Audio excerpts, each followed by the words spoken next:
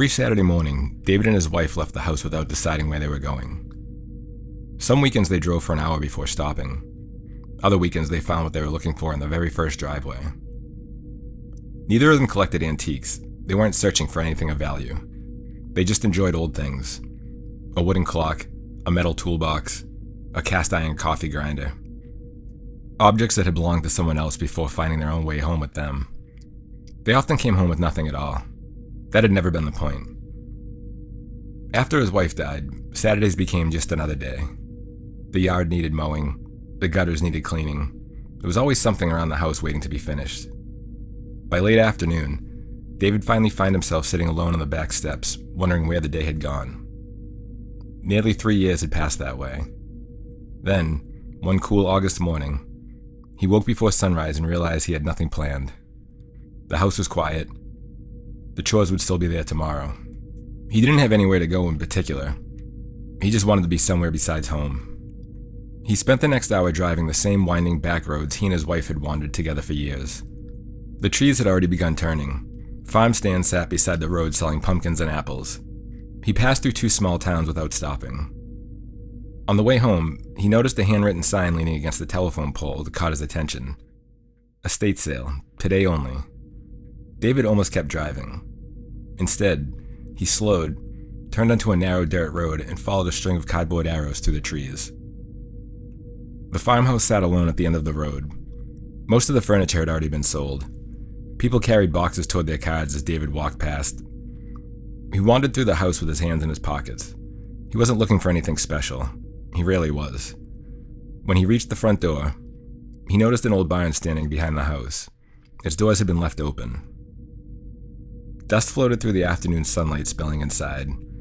Wooden shelves lined the walls, glass jars filled with rusty nails, coffee cans overflowing with loose bolts, old hand tools where handles had grown smooth with age. On a nail beside the doorway hung a lantern. David walked past it, then stopped. It reminded him of one his grandfather had kept hanging inside a small shed behind his house. As a boy, David had watched him light it every evening before locking the doors for the night. Years later, after his grandfather passed away, the lantern slipped from a hook while David was cleaning the shed and shattered across the floor. For reasons he never understood, the sound had stayed with him ever since. He reached up and lifted the lantern from the nail. The glass was cloudy. The brass had dulled with age. The adjustment wheel had still turned freely. It felt solid, made to last. The woman collecting payments looked up as David placed it on the table.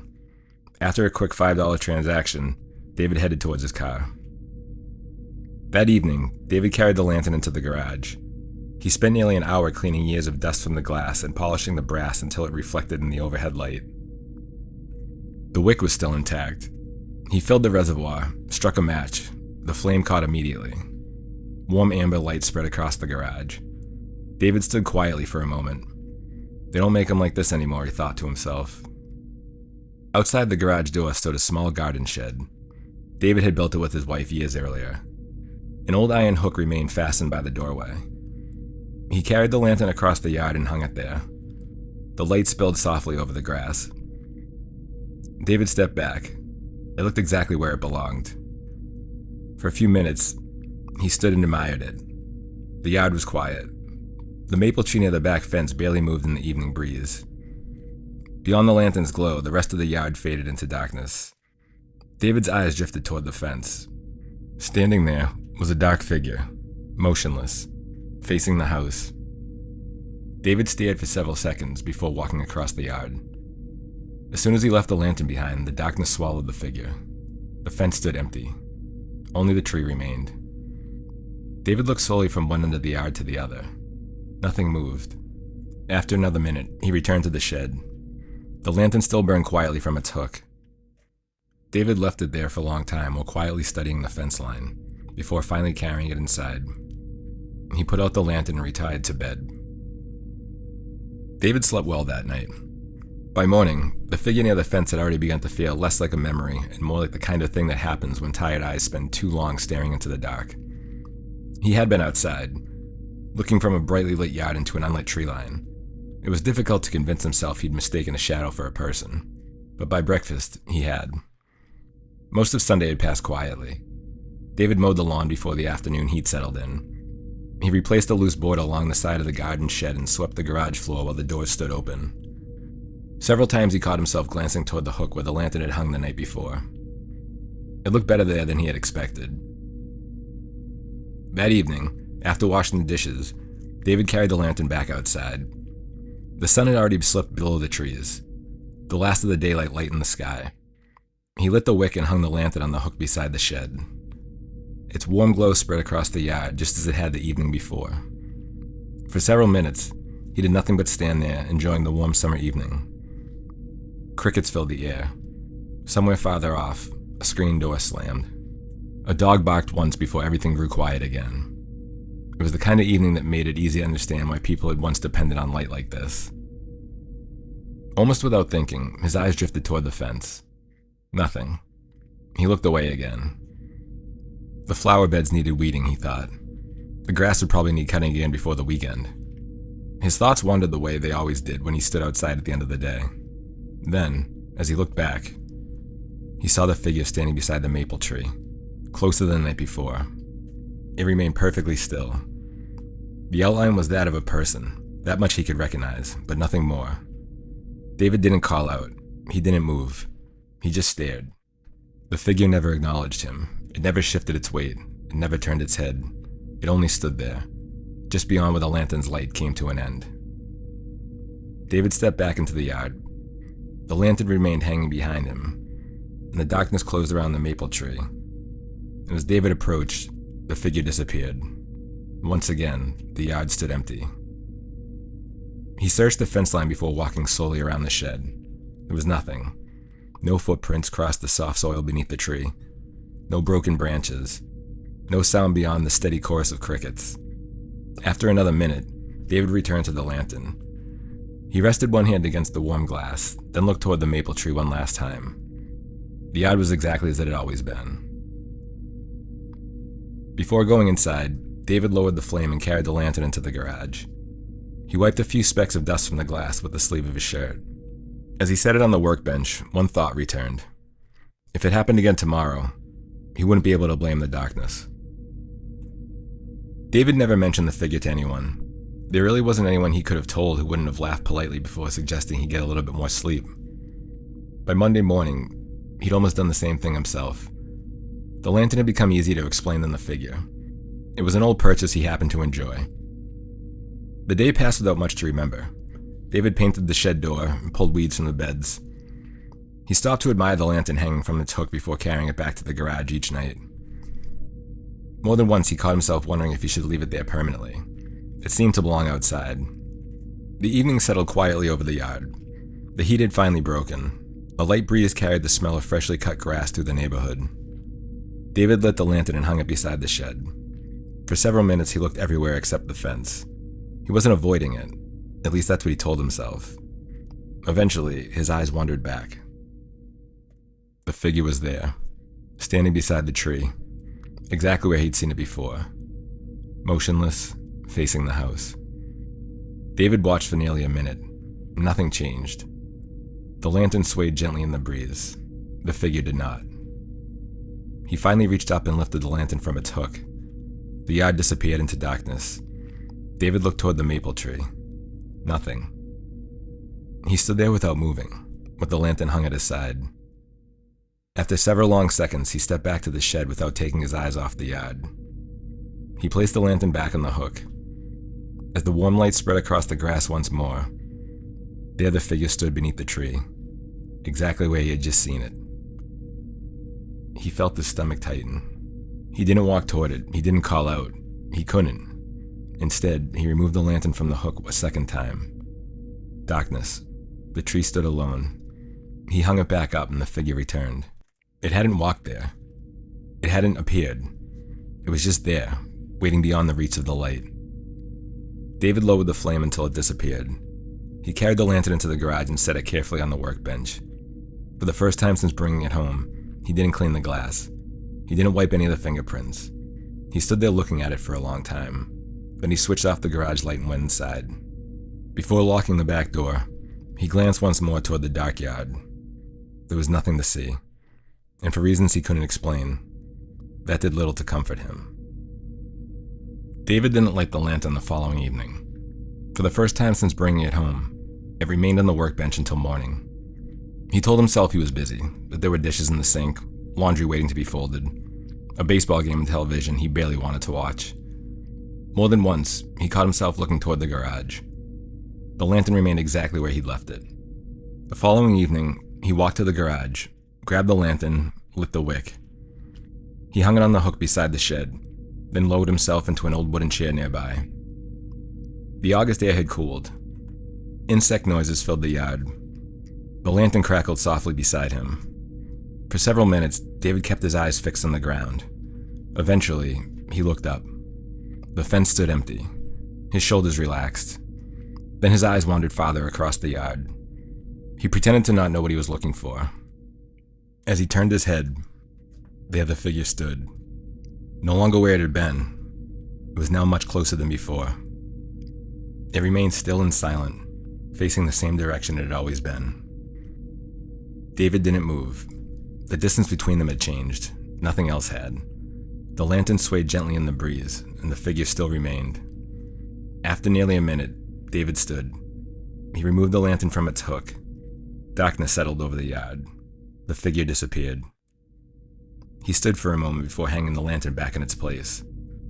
The warm glow returned. So did the figure, who was standing exactly where it had before, not one step different.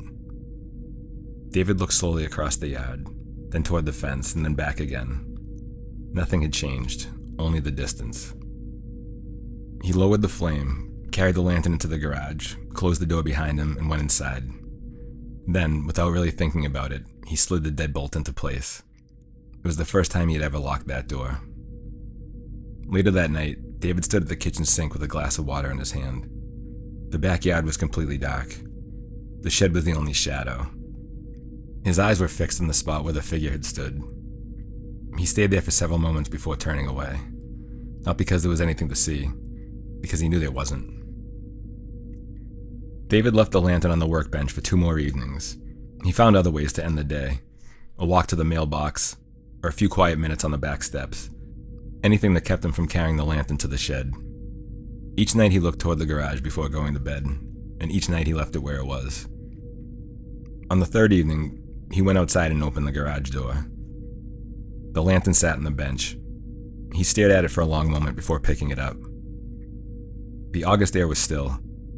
He lit the wick, hung the lantern on its hook, then sat in the wooden chair beside the shed and waited. He no longer looked around the yard. He looked only toward the place where the figure had been last standing. It wasn't there. For several seconds, David allowed himself to believe that whatever had happened was over. And then he noticed it. Not beyond the fence. Not halfway across the yard. It stood only a short distance beyond the lantern's glow. Close enough that David no longer had to search for it. Its head faced him. Its arms rested at its side. Nothing about it moved, not even slightly. The lantern swayed gently in the breeze. The figure did not. David stood. "What do you want?" was the only thing he was able to get out. The words drifted across the yard. There was no answer. Not a voice, not a movement. Only the sound of silent summer beyond the trees. He lifted the lantern from the hook. Then, without taking his eyes off the figure, he began walking toward it. Slowly. The distance between them closed. The figure never moved.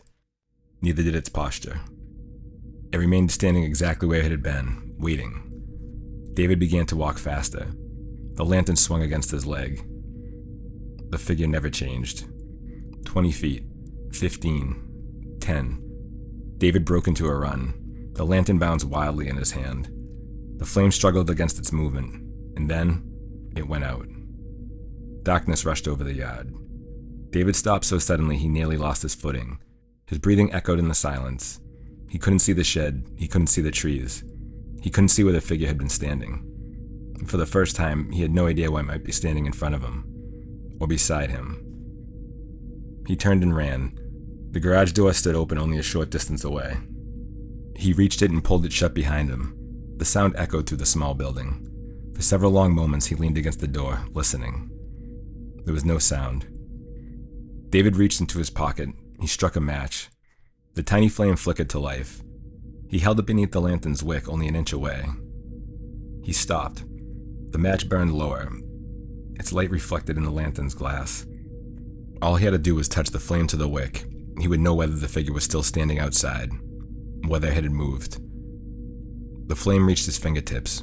David blew it out. He set the lantern back on the workbench. He opened the garage door. Without another look toward the yard, he walked quickly back into the house. The storm arrived 3 nights later.